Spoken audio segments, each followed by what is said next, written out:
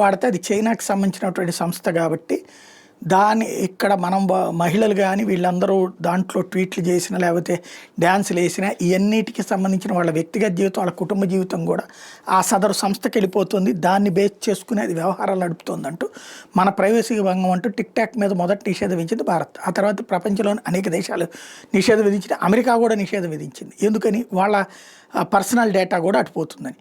కానీ ఇప్పుడు అదే అమెరికా మళ్ళీ ఆ డేటా ఏదో కొన్ని జాగ్రత్తలు తీసుకుంటామని చైనా సంస్థ చెప్తే, ఆ బైట్ అని చెప్తే ఓకే చేసి చైనా అధ్యక్షుడు జిన్పింగ్తో మాట్లాడి టిక్ టాక్ని అమెరికాలో ఓకే చేయడానికి రెడీ అవుతున్నారు.